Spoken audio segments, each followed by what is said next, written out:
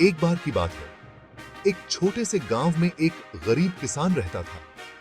उसके पास एक बकरी थी जो रोज सुबह ताजा दूध देती थी। यह बकरी खास थी क्योंकि इसका दूध जादुई था।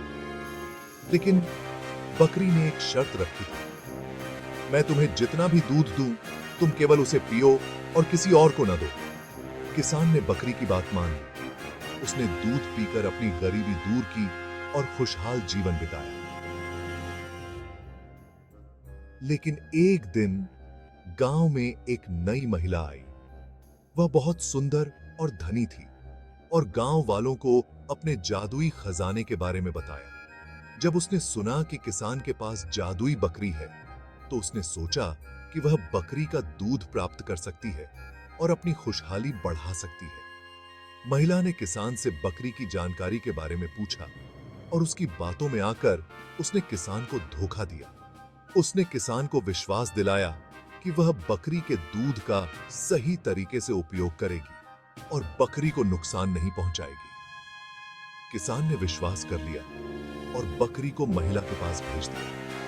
महिला ने बकरी को अपनी हवेली में ले जाकर उसे कुप्रभावित किया। उसने बकरी से दूध निकालने की कोशिश की, लेकिन बकरी ने मना कर दिया। उसने बकरी को गुस्से में आकर धमकाया और अंततः बकरी का दूध चुराया। बकरी का दूध पीकर महिला की सारी इच्छाएं पूरी हो गईं और वह बेहद अमीर बन गई।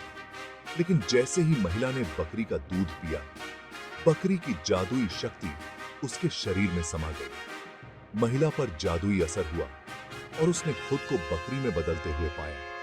अब वह बकरी थी और बकरी ने उसकी सारी संपन्नता और ताकत को अपनी बहन बकरियों के बीच बांट दिया। किसान ने महिला को बकरी के रूप में देखकर समझ लिया कि उसकी धूर्तता और लालच की वजह से वह खुद बकरी बन गई है। किसान ने बकरी को वापस ले लिया और उसकी देखभाल की। अब वह जानता था कि कभी भी किसी की जादुई शक्तियों की ओर लालच नहीं करना चाहिए।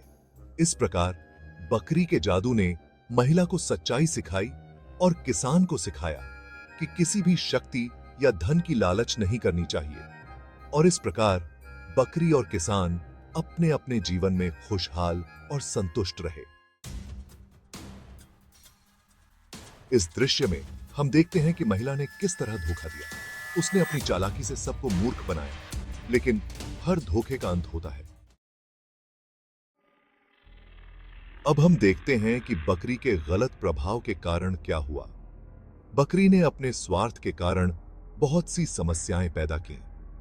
यह दिखाता है कि स्वार्थ का परिणाम हमेशा बुरा ही होता है। महिला को उसके कर्मों की सजा मिलती है। न्याय हमेशा होता है और इस बार भी ऐसा ही हुआ।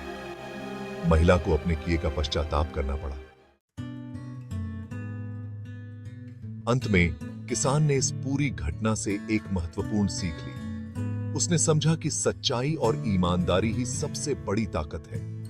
यह कहानी हमें भी यही सिखाती है।